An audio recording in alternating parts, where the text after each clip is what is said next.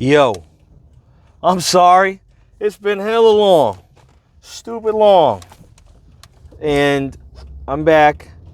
I just referred this channel to a friend of mine. I shoot a lot with him. And I was looking through it and I was like, man, I should make some more content about this. I think it would be good for all you guys out there. So anyway, just for all you not content creators, you cinematographers, videographers, DPs, photographers, whatever you want to call yourself. This is for you, man.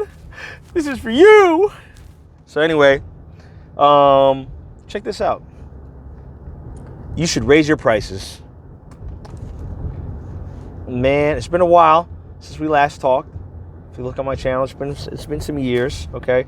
But one thing I have learned in that time is you guys should raise your prices, okay? Now, when I say raise your prices, here's like the etiquette that goes with that, okay? Don't raise your prices on other people in the industry that are getting you business, right? Here's the way I do it. When I have producers that I work with, first of all, I only work with people that I could trust, okay? And the people that I can trust always try as hard as they can to pay me as much as they could possibly pay me, okay? They always try to do that.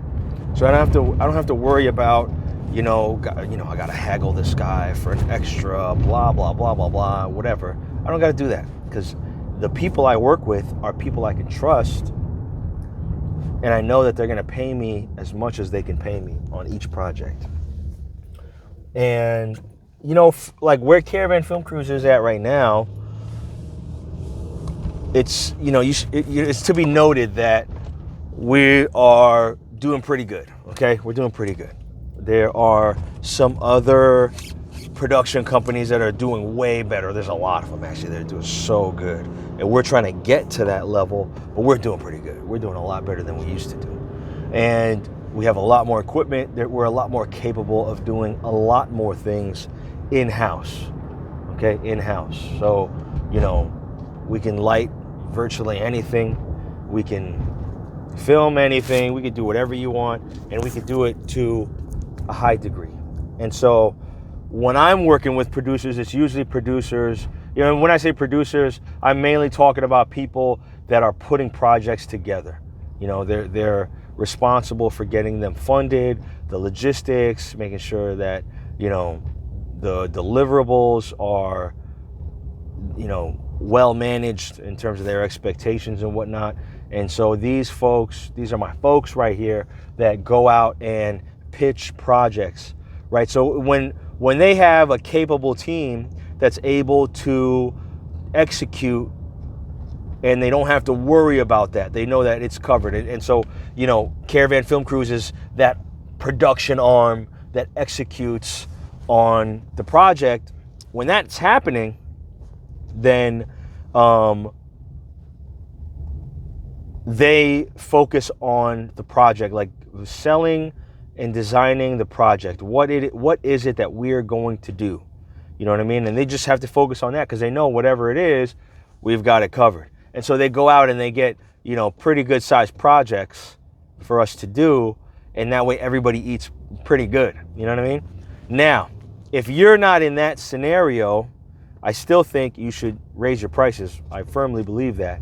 However, you shouldn't raise your prices on producers that you're working with who are going to keep giving you business, right? Unless they're able to raise their prices too. So it may be something that you want to have a conversation about with people that you're working with on the regular who are selling jobs, and you guys all decide, look, we learned how to do a bunch of these things. You got a whole bunch of new equipment, and I think that, man, you could charge more for what we're going to offer from here on out. And this is a conversation you should revisit maybe every year, maybe every year to 2 years, right? You should revisit this, like really considering raising your prices. And you might raise your prices a lot.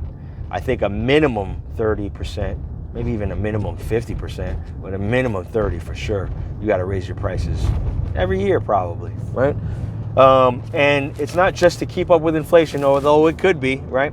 But it's also because you're learning, you're buying equipment, you're investing in your business, you're investing in yourself, you're investing in your staff, you're doing the things that you should be doing to make sure that you're providing a better product, better service, achieving better results with your customers. Here's what I see a lot of creative professionals doing that I think is really dumb, so dumb. Don't treat a producer like somebody who is not a part of the client's business, somebody who has their own business, okay? Don't treat that person as if they're not on your team, right? And so, for example, I got a buddy of mine, he works with this guy. So the buddy of mine, he produces, he also executes fantastically, but then he adds in some contractors, some shooters, or, maybe they do sound, maybe they focus on live streams or whatever, I don't know, whatever he needs at the time.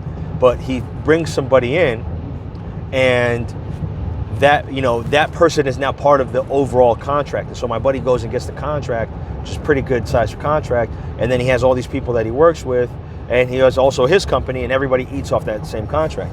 And sometimes he brings in special contractors depending on the job, and sometimes these guys act as if my buddy is the client. My buddy is not the client.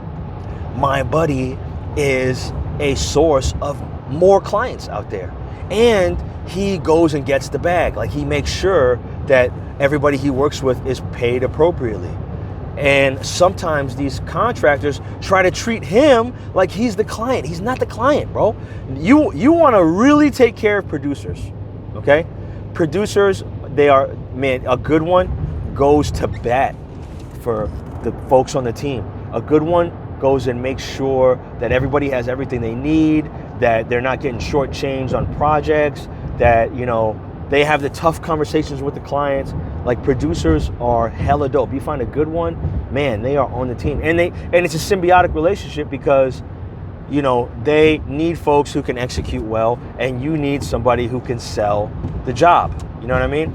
And you gotta do that, man. Like, you gotta have that.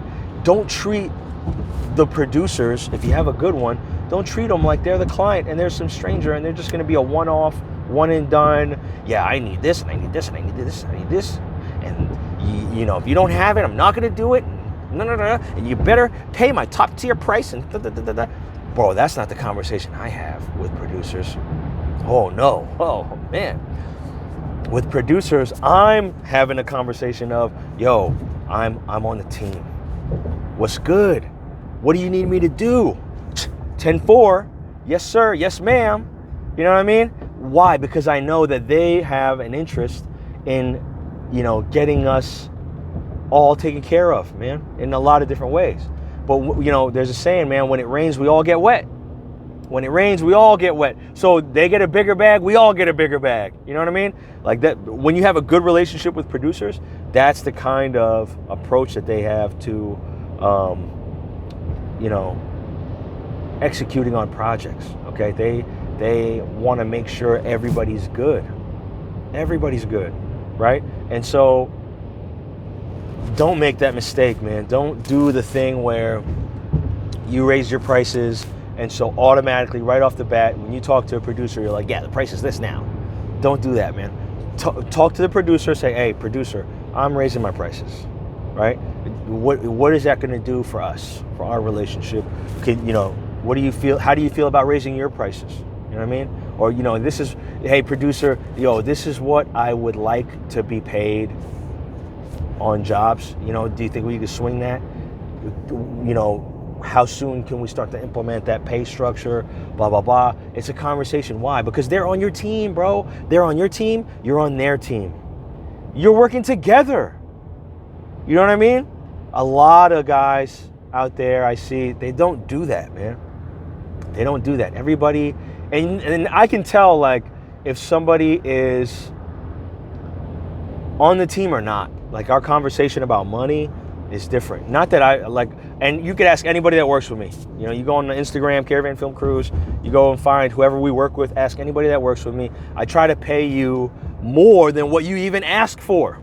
I try to get you as much as I can get you because I know what it's like. And I'm working with the budget of the client, and if I can get you more, I get you more, right? Because I know what you're worth. I know why I'm bringing you on the project. I know what you're capable of. I appreciate you, and I want to show you that, not in sending you a Christmas card, not in getting you a $5 Starbucks gift card, bruh. You know what I mean? I want to show you that by getting you a bag that you deserve. You know what I mean? Getting you paid appropriately. All right? And so, man, when you're working with people who are producers, you have to treat it like that, man. You guys are on the same team. You guys are working together to help each other, to make it work for each other. And so do that. All right? Man, here's another thing, right? There are a lot of, how could I put it, man? There's a lot of like courses and, you know, self-help videography places and stuff. And they say stuff like, what are you charging $500 a day? I want you to start charging $500,000 a day. And start getting your money. Blah, blah, blah. And it doesn't matter if you can shoot good. Yo, all that stuff is garbage. You may be able to trick off a few little clients, you know, to get them to splurge on your newfound day rate. But that is not going to be a sustainable, long-term path to like regular income at that level if your clients are not getting what they're paying for, right? Like if they're spending $30,000 on a commercial, bro, you need to give them a $30,000 commercial, okay? You need to give them something that fits, you know, the quality that they're paying for, okay? You cannot give them subpar product and expect that, you know, they'll be happy, they'll be satisfied with what you gave them. It doesn't work like that, bro. It doesn't work like that. Don't do that. You're going to shoot yourself in the foot, and you're going to forever be known as the company that sucks, that overcharges like a mug and doesn't deliver. Don't do that, all right? Be realistic about where you're at. I know, like I've worked with a lot of creatives over, I mean, I'm in my like 11th year or something like that. I've worked with a lot of creatives, okay? Don't, like you guys sometimes are delusional about the kind of quality you produce. Like it could be good, but it may not be, you know, it's not $3,000 a day good. You know what I mean? It's not. It needs to step up to get up there. I know it's tough too, because you don't know what everybody's charging out there and how much people are charging or whatever, but you know, you got to think like it's going to be based on the jobs that you're getting. If you're charging appropriately and you're booking jobs, you know, excuse me, then you're probably either charging enough or you're charging too low. If you're booked all the time, probably charging too low. You could probably raise your prices, get less bookings, but make the same or more amount of money. You could probably do that if you raise your prices. Here's the other thing. With getting bigger budgets, you're able to do bigger, better jobs. You're able to do better. You're able to do more. And then you now have a portfolio of doper stuff that you can now charge even more for. See how that works? Like you can start to level up like that. It starts going like that. You want to pick up gigs that are worth it for you to put in your portfolio so that you can show people. All right?